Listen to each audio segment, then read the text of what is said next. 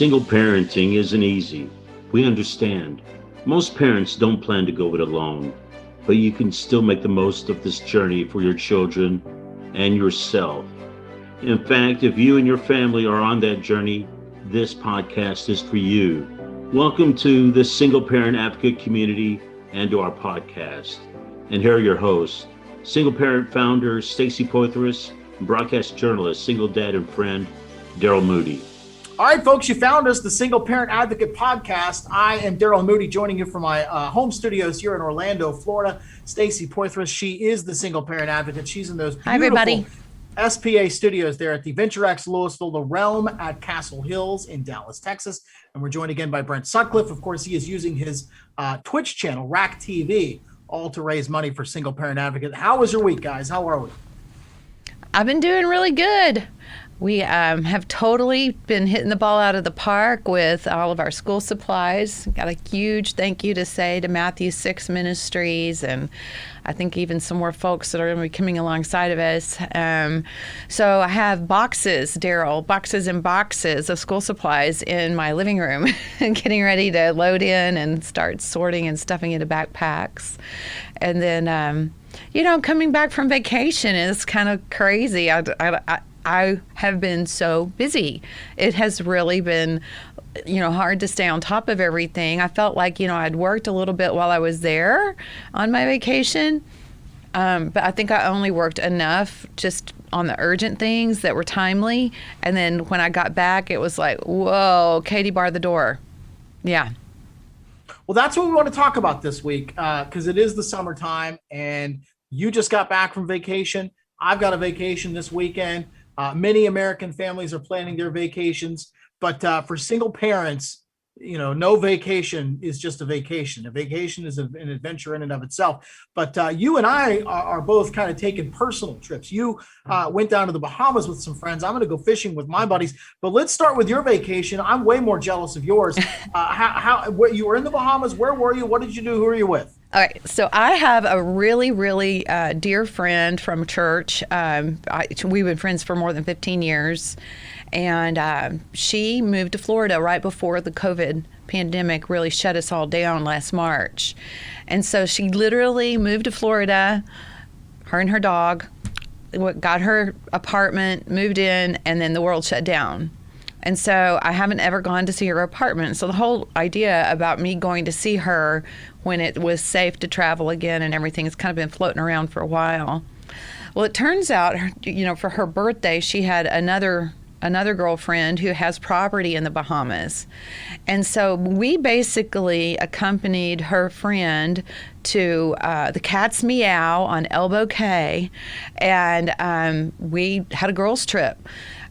Kat had a lot of work to do on her home or on her property there, and so she was kind of busy, and so it was sort of like a working kind of calm but not calm vacation, because it was Elizabeth's birthday also, so we had to do a lot of frolicking. But we went to a place called the Firefly for sunset, and we went to a restaurant one night, and every day we'd walk on the beach. We went on a boat ride and went snorkeling at Rainbow Reef, and just really, I think the thing I learned was how devastated the Bahamas really were and are still bouncing back from after Hurricane Dorian back in 2019. It really flattened everybody's property. They went for a year and a half without power. And now that people are back, and particularly homeowners there, or people that have cottages and houses that they lease out for like Airbnb or what is it called? VRBO, where they have vacation rentals by owner. Yeah. Timeshares, things like that. Mm-hmm. So these properties, the roofs came off. I literally took a picture of, there's a door standing and a stairwell going to nowhere, and they weren't connected anymore. And so it was really eye-opening watching how everybody's really, coming back. We even went to a different island called Man of War, And Man of War was flattened even worse. Literally, it had a sale. There's a shop there that they makes purses and bags and things like that out of sailing material. And that's supposed to be like this really great place to go, great souvenir, especially if you're a girl. And they were literally working in their yard, had built a temporary building, and everybody was so grateful to have some visitors. So sure. It was beautiful. The water was turquoise. I saw all kinds of fish. But I would say that the main thing for me was I got to see my dear friend after this pandemic, after her moving, and I was so grateful. And, because we stayed at Kat's house, that was the only reason why I would have been able to do something like that. It would have been inordinately expensive for me to go and rent a property like that. So her generosity was awesome. But not to mention a lot of the infrastructure there to support tourists just isn't back up and running yet, especially where you were. You talk about Hurricane Dorian. I can remember covering that storm in 2019, and I actually went down to West Palm Beach where we were expecting it to make landfall in Florida, and it just sat over the Bahamas for 48 hours and just wrecked. Grand Bahama Island at Freeport was really bad. Just massive devastation. I don't think they'll ever have an accurate death count as far as how many people lost their lives in that storm. Just a real mess. But you can't get past how beautiful it is. It was beautiful. It was interesting. Yeah, like I'm sitting on a flattened or walking, on a flattened church foundation that that had a cross and overlooking the ocean on Man of War Cay, and it was weird. Like in one direction is all of this natural beauty and colors of water I've never seen before. And right next to me is devastation. There's no way to put it all back together again. I'm sure they will. Point, one of the best ways to help the island recovery is to go on vacation to the Bahamas and spend money. I mean, they need that revenue, as badly now as ever. So it's great that you were able to get down there. Well, I was able to see an old friend and make some new friends and kind of unplug. And I really haven't been on a girls' trip in a long, long time. And so, it was good medicine for me to be with my sisters. It really was. I've got a boys' trip myself this weekend. I'm going to be going to a little town called Homosassa on the Gulf Coast of Florida here. It's a little further north of Tampa. They call it the Nature Coast. No beaches, that sort of thing. It's more estuaries. And there's the cool thing about where I'm going in Homosassa is you can actually go dive, snorkel by a coral reef there in Homosassa Bay, get on the boat, take about 30 minutes and go inland, and you're at Homosassa Springs, whereas you and I talked about before we started recording the show, you can actually swim with the manatees. It's a really neat place. Mm-hmm. We've got a fish camp right on the water. It's going to be myself and 4 or 5 guys that I grew up with. And we do this. This is our 3rd summer taking the fishing trip to Homosassa. And it's just, especially as a single parent, those kinds of trips like the one you just took are so important for kind of recharging our batteries. But not only that, it's important to stay connected to the people who knew you before you were a mom, before you were a dad. It's those friendships for me, in the case of my friends, I've known these guys 30, 40 years. We all grew up together. And it's just so important to take that time for yourself. Yeah, one of the things that we were talking about is how when you get away, you also kind of have a open mind. Your mind opens up about different options, whether you're thinking through, like career or job items. Like I was thinking about different ways that I could expand my advertising agency, or expand some of the services.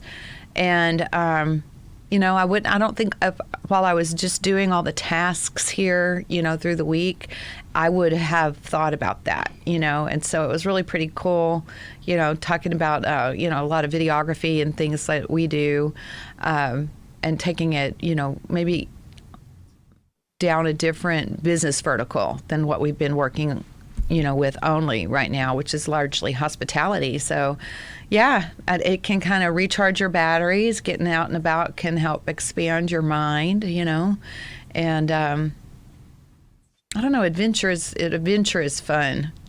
I'm an adventurer too. So, what kind of fish do you catch there? Well, last year we caught redfish, caught a snapper, caught sheep's head, I want to say, maybe. Can't remember exactly, but the thing that I enjoy about the fishing trip that we do every year is we eat what we catch, and we're staying at a fish camp. So, just take the boat back into the dock, clean your fish right there. There's usually some sort of wildlife waiting for you to pick at the scraps that you throw there in the water. And yeah, we fish, we cook it up right there. I mean, there is no better seafood in the world than redfish right out of the bay. Oh, wow. So, Brent, tell me and Daryl, what are your vacation plans and what's your take on vacationing and how it helps us? I think that Daryl really hit it on the money, that it doesn't matter where you do it or how you do it. It's the idea of recharging. Because we go so hard with everything that we do, and from a single parent perspective, especially having to balance work and kids, you can get pretty fried doing all of that every day, and you guys are both single parents. I fortunately have someone to help me in that regard, but I mean, still being both mom and dad and dealing with groceries and dinner and school and homework, you just got to get away and recharge every now and then, or else you're just going to stay fried, and it doesn't really matter how you do it. You can find a way to do it at home if you need to, and it's just the thought of recharging your batteries sticks with me, so there are some jobs I'll do from time to time where I'll drive and I can find a few minutes there to just kind of recharge and think, and it feels a bit different and out of the way, and you just got to. It's perfectly healthy, absolutely healthy to do that. I like the idea of staycations. My son and I, when he was young, we had a timeshare. And so I would drive to the timeshare usually because I couldn't afford to pay for the timeshare and the airfare. So we'd load up in the car and I'd get an audiobook or something for us to listen to, and we'd drive. We drove from Texas to Florida all the way down to Key West and back one year. And, Nice. For some people, the drive is not a part of the vacation. But for us, I really feel like the drive is part of the vacation because we were listening to stories. He was taking naps. We had, neat places to go eat along the way. And I'd always try to find like a new place for us to stop, and have like a little bit of an adventure even on the road, But then there were other times where, I couldn't go to the timeshare or pay for the airfare, either one. And I had staycations. And so I'd, try to find things around Dallas, Fort Worth area for us to go do, or, maybe just North Texas. I think a good vacation, though, too, for us was going to see my dad and my family. They live in South Texas. So it takes about 10 hours to drive there. Back in the day, they also had a period of time where they lived in the Tucson, Arizona area. And so 16 hours to drive there. So sometimes we would just load up and go see the family. We talked about, the value of going to see friends, but sometimes you go see your family, it's awesome to just go and rest and let them love on your kids and let you have a little bit of break and get some TLC yourself. Well, you talk about staycation, Stacy. I'm spoiled where I live. I mean, I live at the vacation capital of the world. So, we did a staycation back in April. We stayed at the Cabana Bay Resort at Universal Orlando, and never left the hotel. Honestly, we didn't even go to City Walk. We were supposed to go to City Walk one of the nights, and my sister came down with her kids and stayed. We both got rooms, and it was awesome. They've got resort pools. Staycations are great. If you live somewhere where they have those kinds of amenities, Dallas has a lot there as well. But to your point about staycations, we're lucky, and I'm only an hour away from the beach, so we usually do a Labor Day beach weekend as well. Oh, cool. Nice. Yeah. Yeah. Go ahead, Oh, Brent. no, I was just going to say, to add to both of those points, like DFW does have a lot of stuff to do, and to Stacy's point, my son and I, the last time we drove out west to see my folks, we actually stopped at the Grand Canyon and stopped at several little places. It's like you said, to make a little adventure out of it. Because my folks live about 3 hours north of LA. So we stopped and went into Universal and stopped there for the day and saw some of the shows and did some of the things there. And my son was talking about that the other day, wanted to go again sometime. So I was like, well, maybe someday when we can drive out west again, that'd be cool as well. But I was just throwing that in there. It brought up a neat memory when you're talking about just driving and seeing places, things like that. Well, and in the Universal, they have a new roller coaster. If I do remember, what's it called? The Raptor? The Velocicoaster. The Velocicoaster. Yeah. Velociraptor or something like that. Oh, man. I saw an advertisement for that. I need to go to the Velocicoaster really bad. It's going to be awesome when I get there. But I think that, if we're to talk about the importance of vacations, and ideas and things like that, I think where I'm headed in my life is sometimes the vacation is part of my life plan.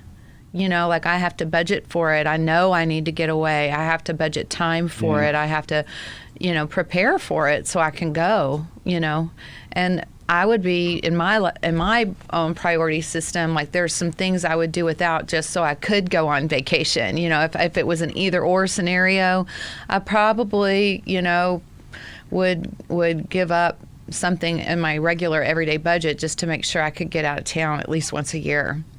What about you guys? You talk about the theme park, Stacey. My problem is I grew up here, so I tell people all the time, you're never going to have as much fun at Disney World as I did from like 1986 to like 1992. You know what I mean?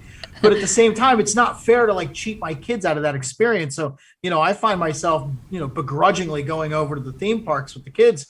And it's just, I take for granted that, I've had it my entire life and my kids are like, no, we want to go to Disney. We want to go to Disney. And I'm like, come on, Disney's old, but it's not old to them.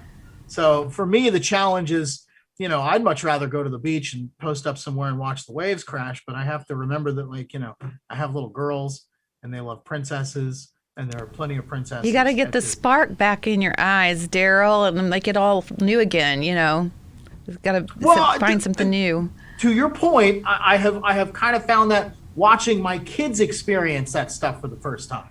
Oh, well, see, I never rode the Dumbo ride, but I rode it with my youngest one, Claire, and I was like, wow, how did I never ride this before? And it was great. So yeah, for me, the first time I saw my kids light up, on a ride or seeing Mickey for the first time, like that was like, okay, now I understand why we're doing this. Yeah.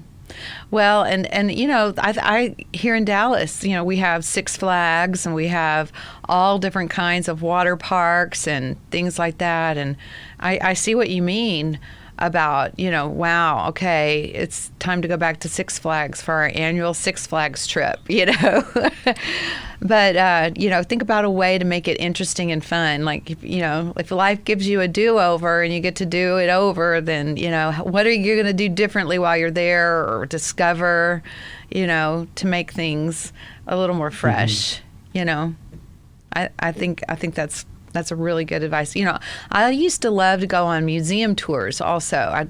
When my mom was alive, I would go to the art museums with her or wherever we could go, the science museum or different things, and we'd all go around town, and as much as she could walk and as much as she could take, we would go, and then we'd always have lunch, and I'd take her home, but I think, just finding an escape, whether it's close to your home or with family or with friends or a long escape or a short escape, the idea is to take some time to unwind and refresh your batteries.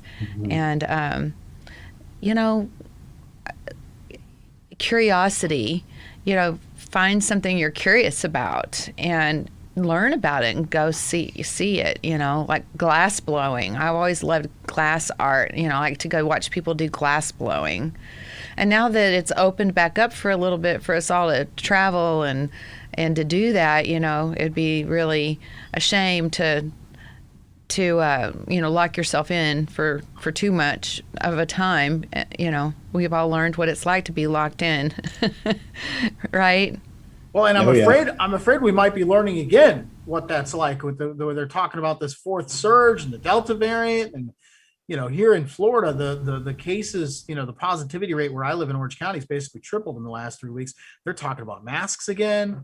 It's scary, man, for the people who aren't vaccinated. I mean, I'm vaccinated, so I'm not really worried about catching anything, but I don't know.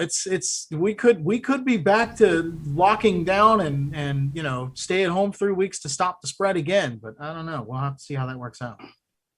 Well, in that case, we will be having a vacation in our backyard and talking about backyard vacations and adventures again, which is also fun, Oh, we could all set up a tent in our living rooms and do the podcast from inside the tents. Yeah. The Camping Out edition.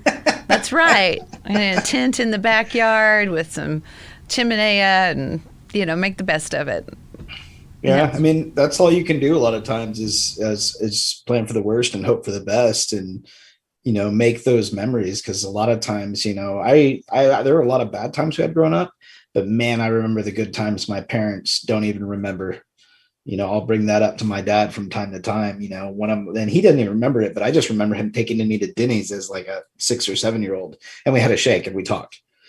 And he's like, I don't remember that. I was like, it's just a good memory.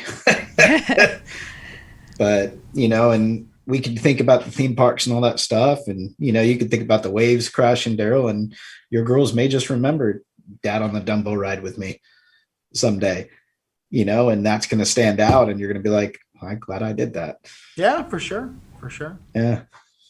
Well, why don't you bring us up to speed with everything you're doing there with Rack TV and I know you're raising money for Single Parent Advocate. Bring us up to speed on that effort.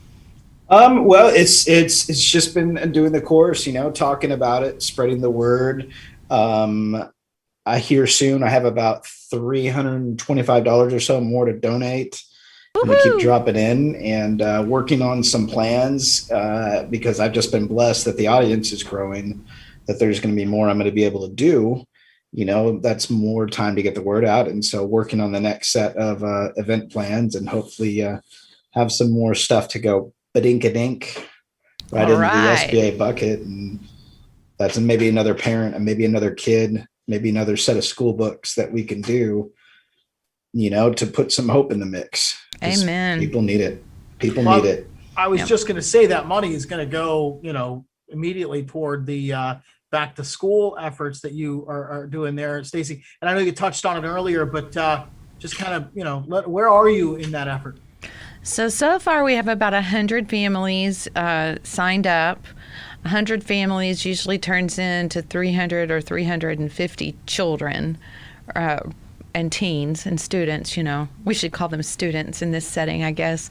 But so we'll be like Christmas elves. It's like Christmas in July for back to school. We'll be sorting all the supplies. Like I said, I have all the supplies coming and several people at Matthew 6 Ministries leaning in to make sure that we get all of them gathered and sorted, and it's all going down. We'll be measuring people for bicycles for Christmas. We always love to get a family at least one bicycle because that's a form of transportation and exercise all at the same time. And then, and we've already got plans going for Thanksgiving with a big group in the area where we'll be doing turkeys and food like canned goods and stuff for Thanksgiving meals and diapers and all kinds of outreach at Thanksgiving as well. So it's really been busy, and I'm so blessed. I'm so thankful. Are there any deadlines coming up for families who want to take advantage of this, that sort of thing? I have sent a note out on Meetup to all of the families that we have on our Meetup group that if they would like to participate in the back to school distribution, to please email me, and that's STACIE Stacy.Poythress at singleparentadvocate.org, and I will personally make sure that we get them added to the list. They will, Daryl, have to register. So what added to the list means is they'll be sent a link to register, and all registrations need to be done by the end of this week. So it's something to really be on top of, but I'll send out another note and make sure everybody gets it who wants to attend. But, it's exciting. I mean, lots of schools and lots of school districts have backpacks and school back to school celebrations and events. What I love about what we do is it's really about making sure the parent is equipped to equip their child. And like we talked about before, I think a couple of times is, it's one thing to give a backpack to a child, and it's another thing to empower their parent to give it to them. And so we really put a lot of pre-work into this, and these backpacks are stuffed to the brim. And so hopefully, if there's anything left out, a parent really only has to go and get a few items versus, spend hours and hours in the store trying to figure things out. So it's a time saver. It saves a little bit of money for the family. And then for the single parents themselves who are in college, I love giving these school book scholarships because school books can cost so much. And so we've got a few of those families we'll be giving scholarship money to for that. It'll be good. Excellent. Yeah. Mm-hmm. And of course, anybody who wants to learn about this stuff, go to singleparentadvocate.org. You can find them on Instagram, Facebook, Twitter, all under Single Parent Advocate. That's it. Well, I think that's all we've got for you guys this week, right, Stacey? Anything else? Did I leave anything off the agenda? Brent? No, I mean, we about covered it. I think that's great. I'm thinking about the water you're going to be listening to, Daryl. Yes. Uh-oh. Not much talking, just the ripple of the water. I will be on a dock before the sun goes down Friday night. Of that, I assure you. With a fishing pole in my hand. See, I just find that fascinating that's the difference between a guy's trip and a girl's trip is the amount of words. Because girls will be talking and catching up, guys will be fishing, and it's okay to not say a word. Yeah. We were doing that. We were talking. Ooh. But there were times on the beach it was really nice. We would just sit and listen to the water and go for walks. Sometimes we'd walk together, sometimes we'd walk apart, But yeah. Vacation, we all need one. We all need to take one. Stay connected to our friends. Refresh our minds. If you're listening to the show, if you're watching us and you're thinking, wow, should I take a trip? Yes, you should take a trip. Absolutely. Yeah. You got to take care of yourself. Life's an adventure, and it's meant to be lived. It certainly is. All right, I'm going to catch some redfish for you guys this weekend. I'll be looking for some pictures. All right, everybody. Thanks again. We'll see you next week. Bye.